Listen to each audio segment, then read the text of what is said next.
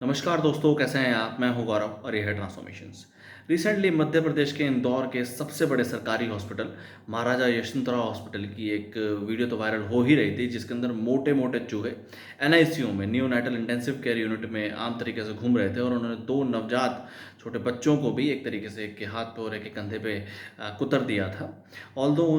दोनों नवजात बच्चों की तो दुखद मृत्यु हो ही गई, डेथ हो ही गई, और हॉस्पिटल का ऐसा कहना है कि चूहों के काटने की वजह से उनकी डेथ नहीं हुई और डिफरेंट डिफरेंट और उनके अंदर इन्फेक्शंस थे और एक तरीके से बॉडी में भी कुछ डिसऑर्डर्स थे, उनकी वजह से उनकी डेथ हो गई। और उसके बाद हॉस्पिटल के डॉक्टर्स इस तरीके से प्रेस ब्रीफिंग में करने आए या बताने आए कि किस तरीके से चूहों के काटने से बिल्कुल भी डेथ नहीं नहीं होती है। ऑल्दो अगर आपको स्ट्रेट हो गया, कोई कुत्ता काट लेता है, उसके बाद इंजेक्शन लगाए जाते हैं, और इवन चूहों के काटने के बाद तो इंजेक्शन भी नहीं लगाए जाते। और ये भी बता रहे हैं कि इवन उनको भी कई बार ऐसे चूहे काट लेते हैं, उन्हें चूहों की काफ़ी समस्या है।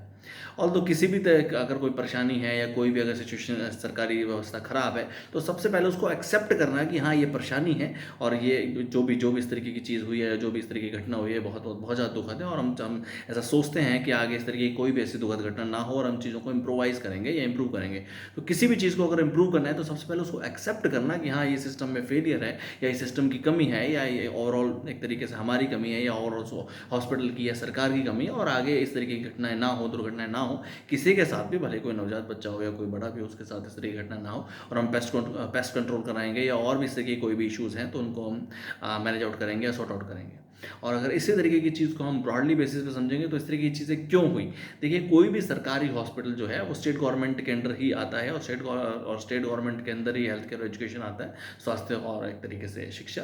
तो जितना भी फंड प्रॉपरली हॉस्पिटल को प्रोवाइड करना है, मेडिसिन प्रोवाइड करनी है, पेस्ट कंट्रोल कराना है, या ओवरऑल हॉस्पिटल की सैलरीज है या इंफ्रास्ट्रक्चर में अगर कोई इम्प्रोवाइजेशन करानी है या कोई नई फैसिलिटीज़ ऐड करनी है, तो वहाँ के जो प्रॉपर विधायक हैं, इंदौर के जो 4-5 अलग अलग विधानसभाओं के विधायक होंगे या प्रॉपर इंदौर सिटी के जो सांसद हैं, उनकी ये एक प्रोमिनेंट रिस्पॉन्सिबिलिटी है कि जो उनके एरिया में जितने भी हॉस्पिटल्स हैं, सरकारी हॉस्पिटल या फिर एक तरीके से सरकारी स्कूल्स हैं, उनके उनके अंदर इंफ्रास्ट्रक्चर कोई इशूज़ है और उनकी कोई फैसिलिटीज़ में इम्प्रोवाइजेशन करना है, पेस्ट कंट्रोल कराना है या कोई फैसिलिटीज़ को इम्प्रूव करना है या एनआईसीयूज़ या और भी डिफरेंट डिफरेंट वार्ड्स में इम्प्रोवाइज करना है, तो उनकी प्राइम रिस्पॉन्सिबिलिटी है। तो इस तरीके की अगर कोई भी खामी है तो डेफिनेटली सरकार की ही कमी है। ऑल्दो फिलहाल वहाँ पे भाजपा की सरकार है, पर पॉइंट ऑफ कंसर्न ये नहीं है कि भाजपा की सरकार है या कांग्रेस की सरकार है, किसी रीजन पॉलिटिकल पार्टी की सरकार है। इशू ऑफ कंसर्न ये है कि कोई भी सरकार रहे, कोई भी सत्ता में रहे, पर इस तरीके की जितने भी सरकारी व्यवस्थाएं हैं, उन सब चीज़ों में रेगुलरली स्ट्रेटेजिक वे में इम्प्रोवाइजेशन होना और आम जनता को प्रॉपर सुविधाएं उपलब्ध कराना सरकार की ही जिम्मेदारी है।